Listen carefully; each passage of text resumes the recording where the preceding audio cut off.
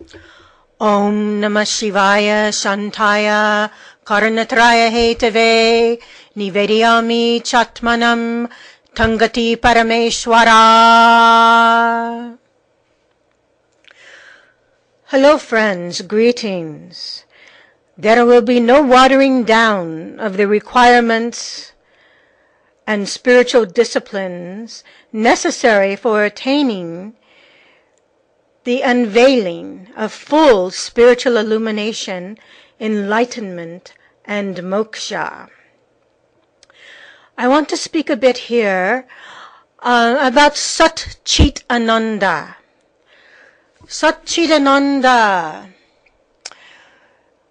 Sat means infinite being, beingness, infinite truth, infinite existence.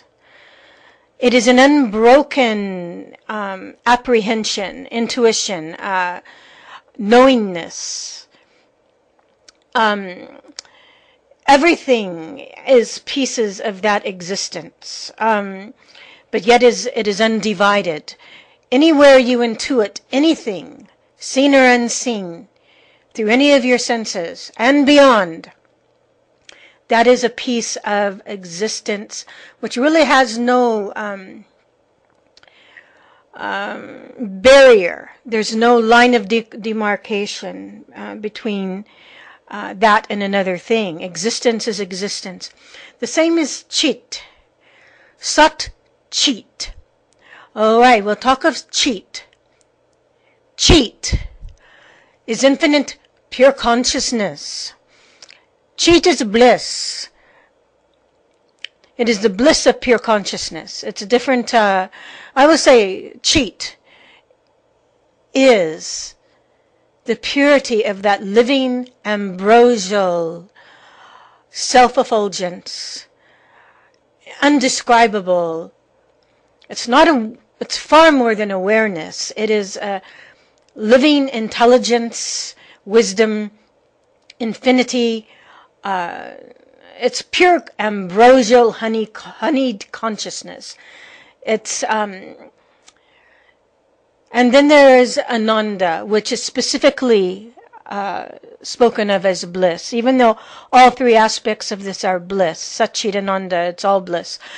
But it is a bliss that is not dependent. None of these are dependent. None of Sat Chit Ananda is dependent on a subject-object relationship. Sat Chit Ananda, bliss, it's a self-effulgence. And I don't mean self by personal self, meaning a human being's personal self. I mean the existence of all that is and beyond, the fabric, the essence, the pure consciousness, out of which everything that can be sensed, known, everything seen and unseen, anything that can be imagined, anything that can be experienced, and the unmanifest, that which has never come into any type of manifestation. Only a speck of that reality called Satchidananda, Brahman, or Shiva has come into any type of actual manifestation.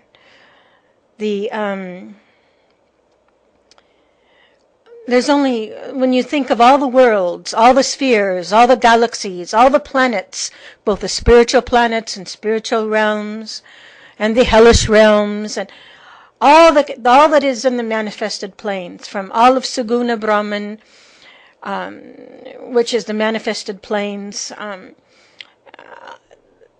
Nirguna Brahman, that which is unspeakable and has never come into manifestation, but which is the substratum and the essence of all that exists, is that Nirguna Brahman, Sat Chit Ananda.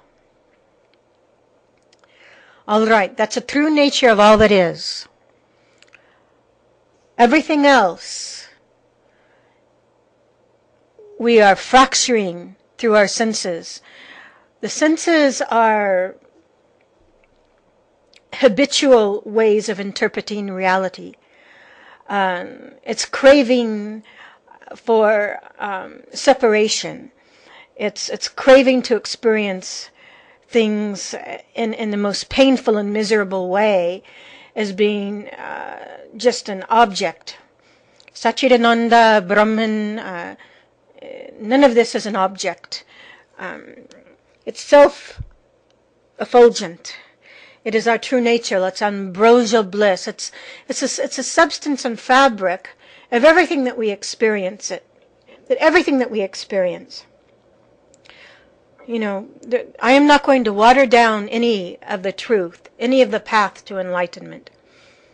I've heard idiotic statements everywhere on YouTube, and people claiming after watching maybe a few videos on YouTube, some that they've attained enlightenment, or they water it down and they say, well, everyone's enlightened. Well, everyone is not enlightened. The substratum of all that exists is that absolute, is that Satchidananda, is that Brahman, is that Paramashiva, Parameshwara Shiva, is the Paramatman. But because that is the only fabric and substance and only reality, only true reality, people are not experiencing that. They're experiencing their karmas, they're experiencing their samskaras, their vasanas, their vrittis, they're experiencing their own karmic debt.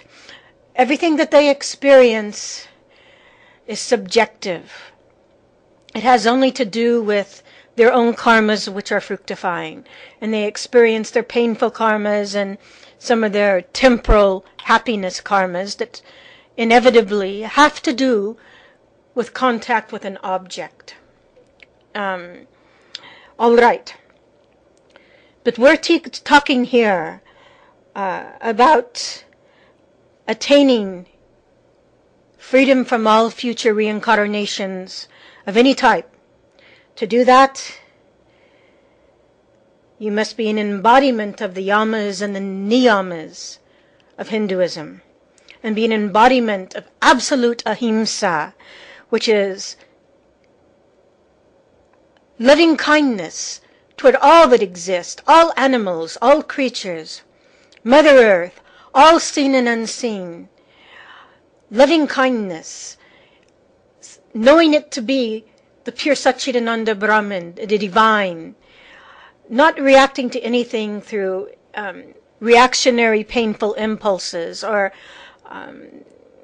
taking things out on other beings because of beings' internalized miseries. We have to be pure. Purity is a prerequisite. Absolute purity on all levels of our being is foremost requirement. Then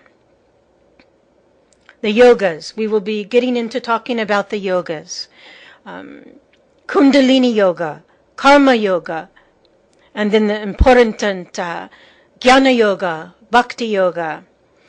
And these will be discussed at length. So, we have to achieve a state where there's no personal I. That's when all is dissolved into its true nature. There is no personal I. There's one I saying I through all levels of reality, and that is Brahman.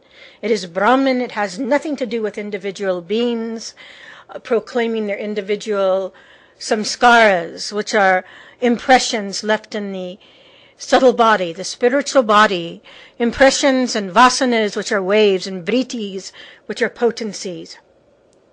All right.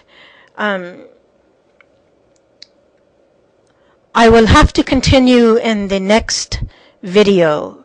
The time is coming to an end for this video here. So, Om Namah Shivaya. Om.